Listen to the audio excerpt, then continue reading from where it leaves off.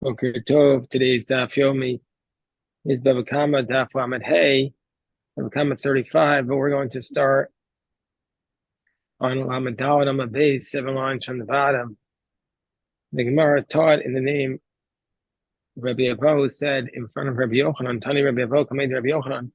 In general, call him a Kalkul and Peturin. That he starts off with a law that relates to Shabbos because it's going to connect back to our Mishnah in Bava Kamma.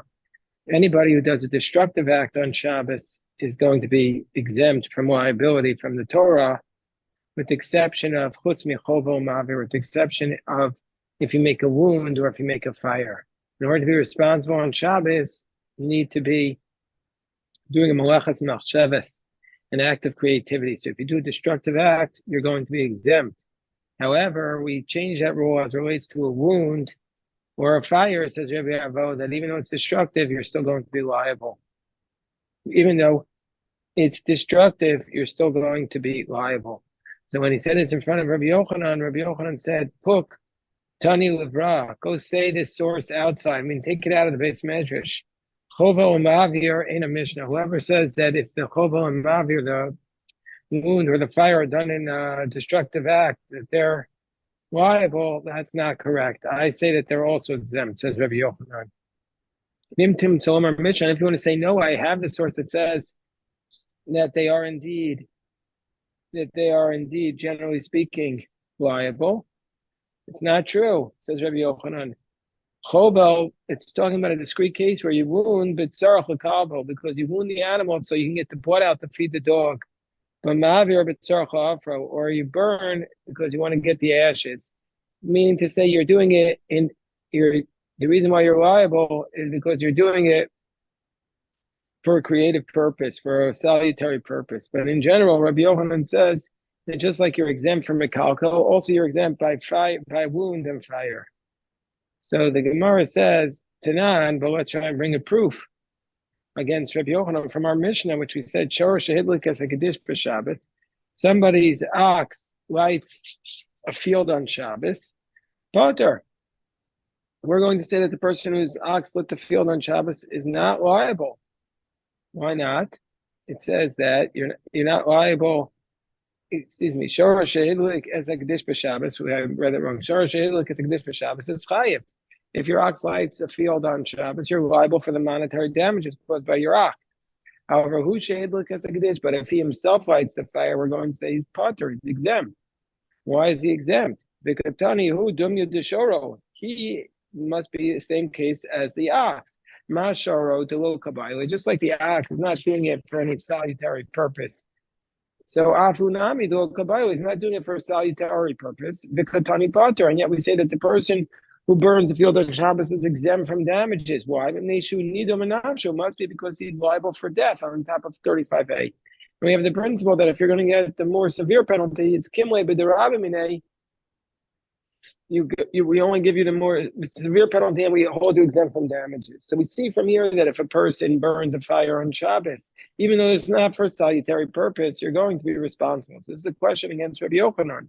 The Gemara says, no, Shora Dumyati Day. No, the ox is not, his case is not similar to the ox. It's the ox's case that's similar to him. Mahuda Kabbalah. Why do we say he's liable on Shabbos? Because he's using it for a salutary purpose. So he's burning the fire for a salutary purpose. Av Shora the Kabbalah. Also, the ox, he's doing it for a salutary purpose. So the Gemara says, well, what kind of salutary purpose is the ox? How can we have the ox using it for a salutary purpose? And Gemara says, here what we're talking about is a shor pikeach. We're talking about an ox that's very smart. Shalto on begabo, that he has a bite on his back. The kabbalah mikoya, he needs the ashes. The gandar bekutma, he's going to roll around in the ashes, and so therefore, since that's the case, since he's going to roll around in the ashes, it's for a salutary purpose, and that's why if the person does it, he's going to be responsible on Shabbos. So in general, it's not a question against Rabbi Yochanan. Because Rabbi Yochanan said that if it's mekalkel, you're exempt. But here we see that you're liable, but that's because you're doing it for a salutary purpose. The Gemara says, "Umana yadinan." Well, how do we know why the ox is doing it? The Gemara says, "I'll tell you why. The basar the kalya come ganda bekutma." because we see that after it's burnt, he's rolling around in the ashes. Gemara says, "Umika ki agav." Do you ever have such a smart ox? Gemara says, "Yes, you do." I'll tell you where you do have such a smart ox. The Torah, the Ava Rav Papa. There was an ox in the house of Rav Papa. The Ava Kibin way chinkei, and its teeth were hurting. Ayo Faske when his Yasa had opened up the barrel, the Shasi Shechra, and it drank the beer. The Itzain was healed. So Amr Rabbanan, so Kamed Rav Papa, Mimatzis Amris Shor Dumididei. So the rabbi said to Rav Papa, because it was the answer of Rav Papa, that the ox was doing it for salutary purposes, and the person was doing it for salutary purposes, and that's why he was exempt. That's why he was liable. But in general, Rabbi Yochanan would say he's exempt by mekalkel, by fire, and a wound. The Gemara says, but why do we have to say that the ox is similar to him? Could we really say that? So we say that if it says in the Mishnah that if the ox humiliates somebody, he's exempt, but if the man humiliates somebody, he's liable. But sure, day, how can we say the ox is similar to him? This guy of how can we ever have a case where the ox intends to embarrass somebody? Where he says, no, it doesn't mean that he actually intended to embarrass. It means that the ox intended to hurt him. He just intended to do the damage, and then the embarrassment stemmed from that. The Amar Mar and Eskaven Lahazik,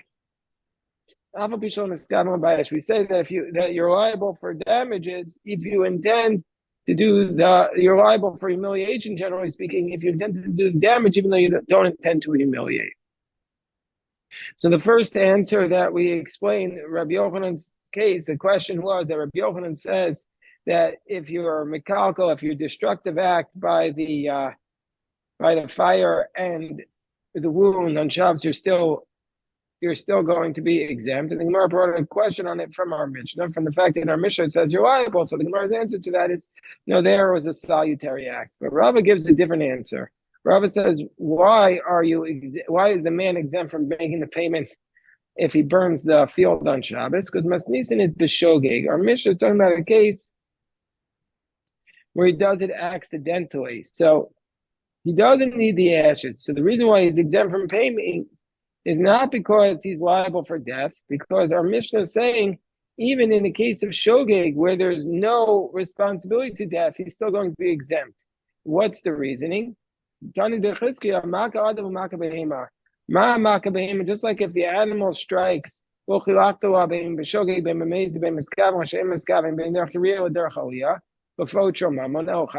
like the animal strikes, we don't care why the animal did it. You're responsible to pay. So too, if a man strikes somebody, meaning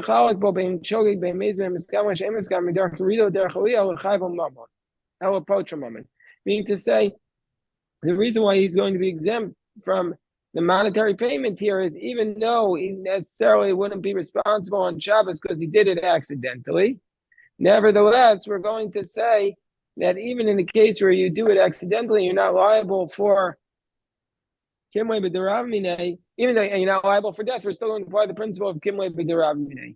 And so therefore, why is our Mishnah saying that you're liable? Because we're saying that if you would have done it intentionally, you would have been liable for death, because if you did it in a salutary manner. And so too here also, since you did it accidentally, we're going to say, even though you're exempt from death, you're exempt from having to make the payment. Normally, can you really say that he's accidental, he's not liable for death? But it says Kimle b'deramine, it says in our Mishnah, it says that he's going to be judged for his soul, meaning he's put to death. So if it's shogeg, he wouldn't have been put to death. So the Gemara says, no, Hachi Kamar. No, since if he would have done it intentionally, he would have been liable for death. Therefore, he does it accidentally. He's still not going to get death penalty, but he's still exempt from making the payment. What's the case? What's the case where if he had done it intentionally, he would have been responsible for death? The Kabayu Afro. Because that would have been the case where if he needed the ashes. But since he did it accidentally, he's going to be exempt. Potter. So now we're up to the next Mishnah. Says the Mishnah, Shor Shayarodif Achar Shor. Let's say one ox is running after another ox. And so therefore this one ox is running after another ox, and Reuben's ox is running after Shimon's ox, and all of a sudden we turn the corner and we see Shimon's ox is damaged. So Reuben says, your ox did the damage. And Reuben says, no, your ox got hurt, it had nothing to do with me. It banged its foot on a stone. So Shimon wants to get the money from Reuben, he has to bring the proof. To burn a proof for us, I'm the one who wants to get the money. Wrote from let's say two oxen are running after one ox. This one says your ox did the damage, and this one says your ox did the damage. Shneim Peturim. Then we're going to say that both of the people are exempt because they are both able to say it's possible that your ox did the damage, and I have nothing to do with it. Because we have the principle that the guy who wants the money has to bring the proof who's responsible. But if both of them belong to that one person, then Shneim Chayav, and then both of them are going to be responsible. The Gemara is going to explain. Let's say one ox was big and one ox was small, and we're talking about a tam, and so therefore, since it's a tam, it's a cap. It's directly tied to knowing which ox did it. It's a cap on the limitations of the specific ox. So on Nizik Omer Gadol Nizik, the Nizik says, "Listen, the damage was done by the bigger ox. I have a higher cap." Mazik Omer, whoa, Kiel Katan Nizik. The Mazik says, "No, the smaller one did the damage." Echad tam, echad muad. Whether it's a tam or it's a muad. And Nizik Omer, one of them is a tam and one of them is a muad, and the Nizik says muad is it. The Nizik says the muad did the damage. The Mazik says no, Kiel tam is it. The Mazik says no, the tam did the damage. And Motzimi Chaver of Harayam. The burden of proof rests upon the one who wants to try to get the money, and so therefore he's going to get the lesser amount because he can't prove that it was the greater animal that did the damage. Let's say there were two oxen who were damaged. One was big, one was small. And the ox that did the damage were also two. One was big and one was small. And he said the bigger one did the damage because he wants to get more money. And he says a gadol hizik is a gadol, a katan is a katan, and the mazik says no, kiel katan is a gadol, the gadol is a katan. The mazik says no, my small ox did the damage to your larger one.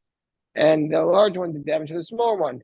Or Echatam Echamuad, and Nizak says the Muad is the one he's the Muad to the damage as a Gadol, but Tam is a Gadol. And Mazik says, Lo, Omer Lo, Kiel Tam is a Gadol, Muad is a Gadol. The Mazik says, no, the Tam damages the large one and the Muad the small one. Again, they're trying to reduce, the Mazik is trying to reduce his payments. We say in all these cases that the burden of proof rests on the one who's trying to get the money, and so therefore the Nizak has to prove clearly why he's entitled to the greater amount, otherwise he gets the smaller amount. Amar Rabbi Chia bar Abba is also meres from the fact of our Mishnah, from the fact that our Mishnah says that if we don't know which ox did the damage, the person has to bring a proof. The person wants the money, has to bring a proof. We see from here, we see that Sumchus's friends argue with him, that this Mishnah is arguing with Sumchus. Sumchus's position, Rashi tells us, is going to be taught in the next chapter.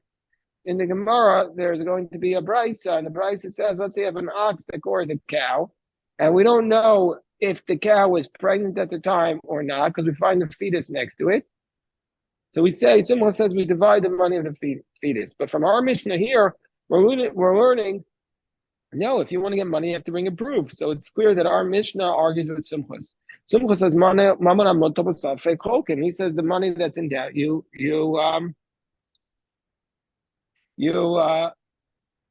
have to split. This is remind us of the very first staff of Bava Kamma.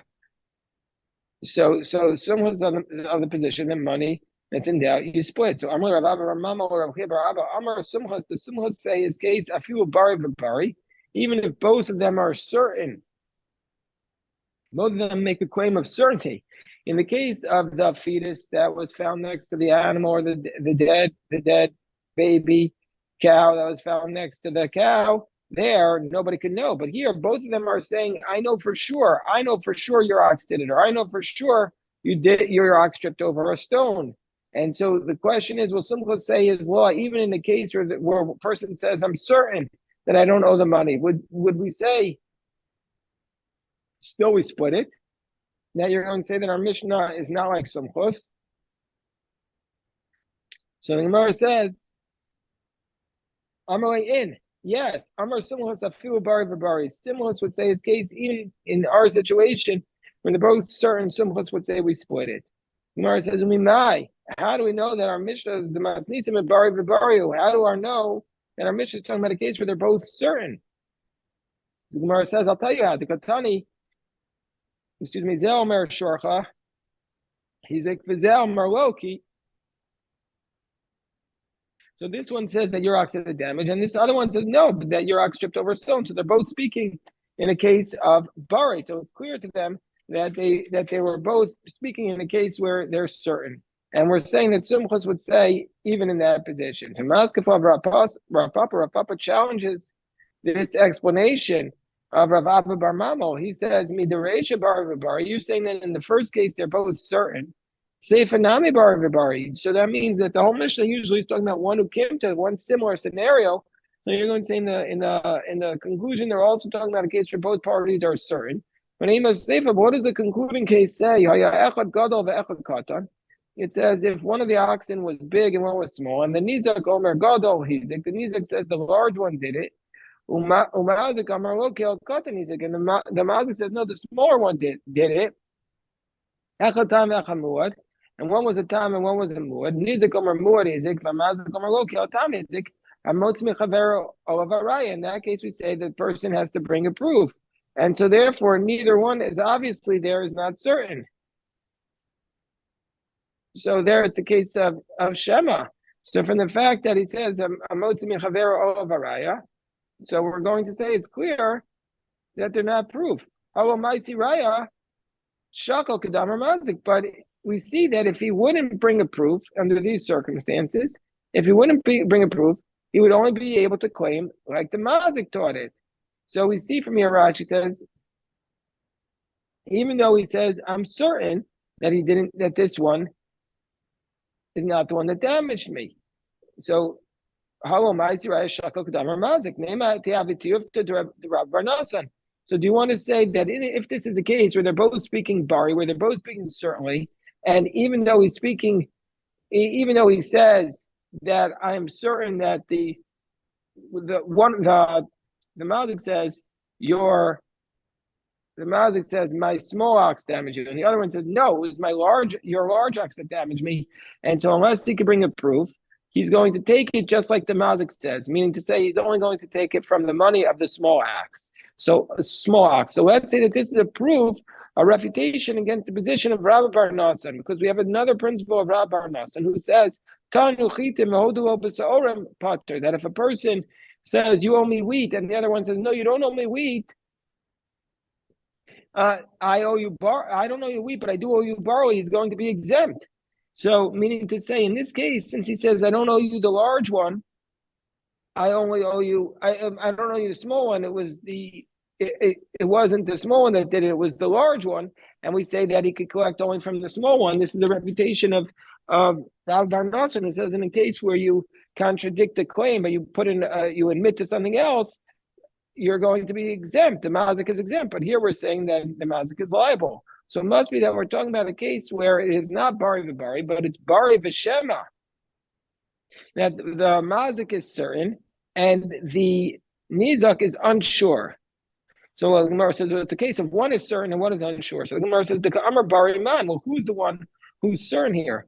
And the Kamar Shema man, who's the one who's uncertain? The Kamar Nazik Nizak Bari. If you want to say that the Nizak is the one who's certain, the Kamar Mazik Shema, and the Mazik is the one who's uncertain. Akati Leimat Yavitiv to Rabbi Nasan. Well, then it would still be a refutation of Rabbi Nasan. So it must be the Kamar Nizak Shema. So the Nizak is Shema of Kamar Mazik Bari, and the Mazik is certain.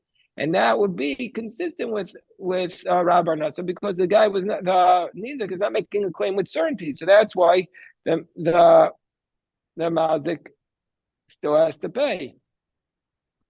So the Gemara says, "Umi the seifa nizak shema umazik bari." And from the fact that the seifas is uncertain and the mazik is certain, Reisha Nami Nizak Shema Umazik Bari. Let's say that the Reisha is also a case where the Nizak is uncertain. He's uncertain which ox did the damage, and which he's uncertain if it was the ox or if it was the stone. And the mazik is certain that it was the stone. Amar Sumchus, and Sumchus says in this case, Vafilu Baha. And Simcha says this. Simcha says even in this case, on the low, and even in this case where the nizak is making a claim,